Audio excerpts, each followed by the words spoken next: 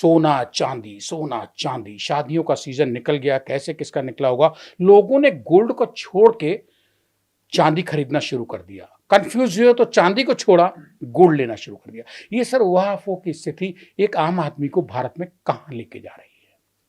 देखिए, सोना चांदी भारत में जो है वो सेंटिमेंटल तौर पर भी, इमोशनल तौर पे भी रखा जाता है। और ऐसा माना जाता है कि भारत में करीब 27 करोड़ परिवार हैं।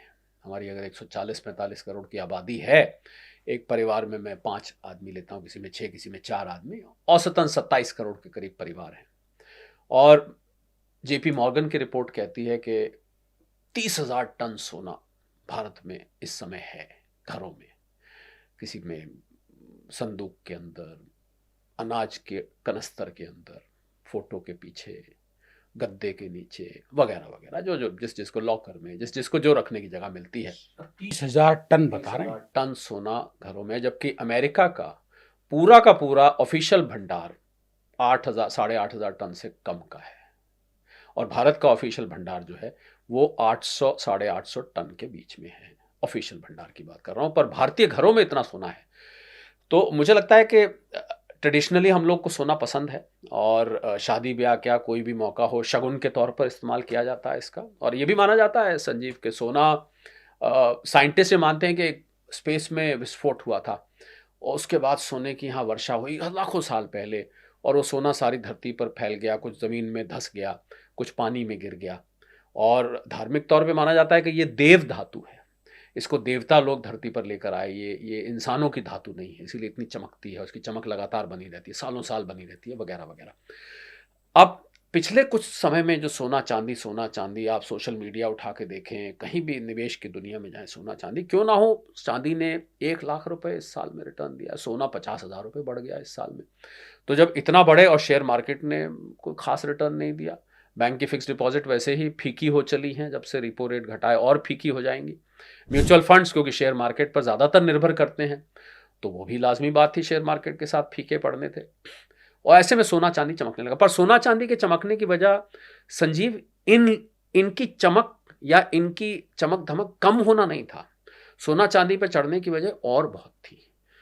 और मैं ये मानता हूं संजीव कि जिन लोगों ने सोना चांदी से पिछले 1 साल में पैसा कमाया है, अच्छा पैसा कमाया है लोगों ने, लोगों को बहुत गेन हुआ है। जिसके पास मान लीजिए 1 लाख का सोना रखा था, आज वो सोना बढ़ के, और आपने सुना होगा, आपकी कोई दादी नानी कहते हैं हमारे ज़माने में तो हमने 10 रुपये तोला मिलता था, 100 रुपये तोला मिला करता था। ऐसे आपको घरों में अक्सर जब आप बुजुर्गों के बीच में बैठेंगे तो आपको ये बातें सुनाई देंगी। और आज वो लाखों रुपए का हो चुका है। तो मैं समझता हूँ जिन लोगों ने पिछले 1 साल में कम से कम अगर सोने पे कमाया है, तो उनको एक व्यक्ति को धन्यवाद देना बनता है, डोनाल्ड ट्रंप साहब।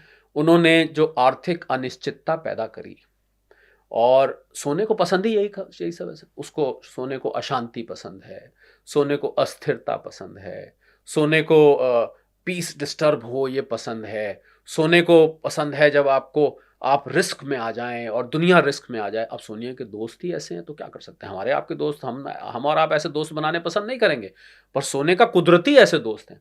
और इन दोस्तों की भरमार रही सोने के आसपास पिछले कुछ दिनों में, 1 साल में। और अनिश्चितता, डोनाल्ड ट्रंप साहब ने जब टैरिफ लगाए उसकी वजह से अनिश्चितता फैल गई दुनिया भर में। अमेरिका ने अपने आप को अलग थलग करने की कोशिश कर रहा है, आप देख रहे होंगे, उसकी अब किसी से बनती नहीं है। वो मल्टीलेटरलिज्म तो खत्म हो गया, यानी कि जब सब देश मिल के फैसला कर, G20 में नहीं पार्टिसिपेट किया, WTO से अपने आप को अलग करना, WHO को क्लाइमेट अकॉर्ड से अपने आप को अलग करना, तो अमेरिका ने अपने आप को अलग करने की कोशिश करी।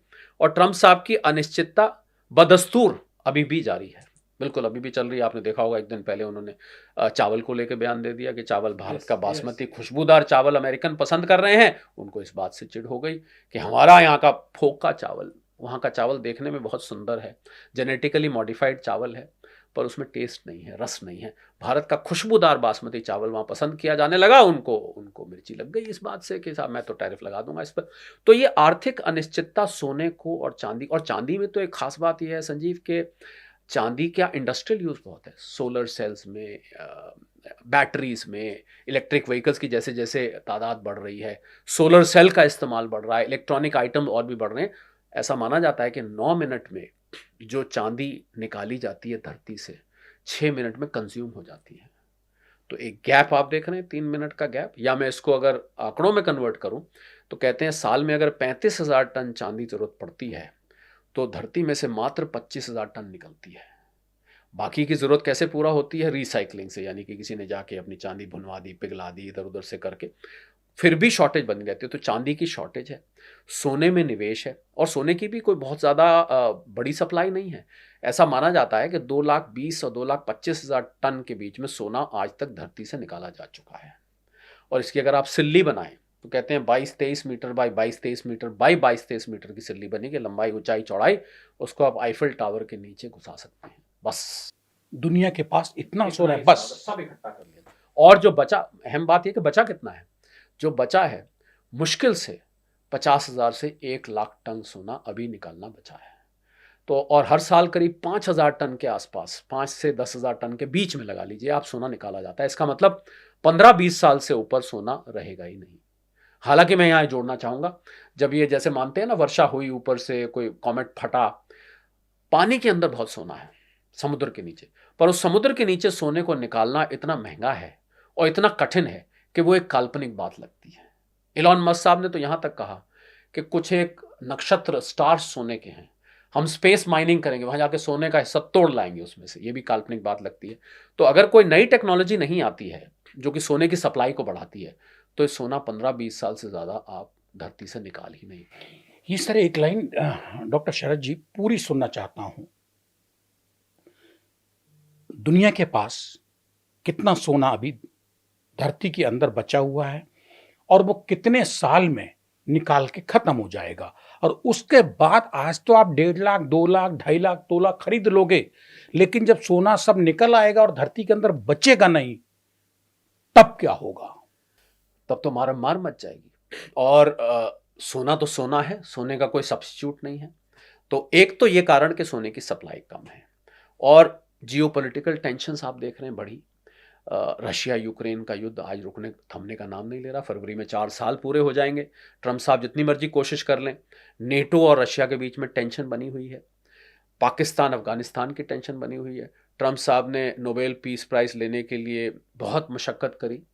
रशिया और कंबोडिया और थाईलैंड की लड़ाई रुकवाई, वो फिर शुरू हो गई। रवांडा कॉन्गो की रुकवाई, फिर शुरू हो गई। मिडल ईस्ट में हमास की जगह उन्होंने हिजबुल्लाह पे अटैक शुरू कर दिया लेबनान में। तो जियोपॉलिटिकल टेंशन जैसे जैसे बढ़ती है, वैसे वैसे लोगों के मन में डर बढ़ता है, और जैसे जैसे डर बढ़ता है तो कोई ऐसी चीज अपने पास रखने का मन करता है जो कि मुसीबत में साथ देगी। उसको हम हेज कहते हैं, रिस्क को हेज करेगी। तो इसलिए लोग सोना खरीद रहे हैं। और इन लोगों का मतलब मेरा आपसे हमारे से नहीं है, या हमारे आम दर्शकों से नहीं है, खाली लोगों का मतलब है कि अमेरिकी अर्थव्यवस्था पर मैं बड़ी बात कहने जा रहा हूं। अमेरिकी अर्थव्यवस्था पर देशों ने trillions and trillions of dollar उनकी ट्रेजरी में निवेश किया हुआ था। $1 ट्रिलियन 90 लाख करोड़ का होता है, 90 लाख करोड़ रुपए का होता है। जब से ट्रंप साहब आए तो उन देशों का अमेरिका पर से ना विश्वास उठ गया, और उन्होंने वो पैसा वहां से निकालना शुरू कर दिया। अब सवाल यह, पैसा निकाले तो लगाए कहां? निकाल तो लिया आपने इतना पैसा, पैसा भी छोटा नहीं, बड़ा पैसा, बहुत भर भर के पैसा। तो सोना उनको एक ऐसी चीज दिखाई दी कि अब भैया डॉलर में तो निकाल लिया हमने, अब इसको सोने में लगाया जाए, क्योंकि सोना next best measure of value माना जाता है। और डॉलर इधर कमजोर होने लगा। भारतीय खिलाफ के रुपए के खिलाफ तो डॉलर जरूर बढ़ा है, 90 रुपए आपने अभी जिक्र किया, पर अगर बाकी मुख्य करेंसीज दुनिया की लें, 4 करेंसीज का मैं संजीव नाम लेना चाहूंगा, euro, Japanese yen, British pound और स्विस फ्रैंक। इन 4 करेंसीज के खिलाफ डॉलर 10% पिछले 50 सालों में सबसे ज्यादा गिरा है। तो डॉलर का कमजोर होना किस कारण से? राष्ट्रपति ट्रंप की अनिश्चितता से, अस्थिरता भरी आर्थिक नीतियों के कारण डॉलर कमजोर हुआ। जैसे जैसे डॉलर कमजोर हो रहा है, सोना ऊपर जा रहा है। रुपए के मार्फत मत देखिए, रुपए के मार्फत आप देखेंगे तो रुपए, क्योंकि यहां से विदेशी संस्थागत निवेशकों ने, FIIs और FPIs ने लगातार शेयर मार्केट से पैसा निकाला है। आज भी जब हम बात कर रहे हैं शायद वो बेच रहे होंगे, इतना उन्होंने बेचा है। सितंबर 24 के बाद से लगातार पैसा निकाला है, उसकी वजह से डॉलर की डिमांड बढ़ी है। हमारा कुछ इंपोर्ट बढ़ा है, ट्रेड डेफिसिट बढ़ा है। अमेरिका ने टैरिफ्स लगाए, 50% टैरिफ लगा दिए, तो हमारा एक्सपोर्ट पे फर्क पड़ गया, तो डॉलर की सप्लाई कम हो गई। तो धीरे धीरे, एक अंग्रेजी में शब्द होता है रेसिपी फॉर डिजास्टर, मुझे लगता है अमेरिका अपनी रेसिपी फॉर डिजास्टर लिख रहा है, क्योंकि अगर डॉलर यहाँ से फेल हो गया तो सोना आकाश फाड़ कर बाहर निकल जाएगा। ये एक आर्थिक प्रेडिक्शन है। मैं कोई ज्योतिषी नहीं हूँ, मैं कोई एस्ट्रोलॉजर नहीं हूँ।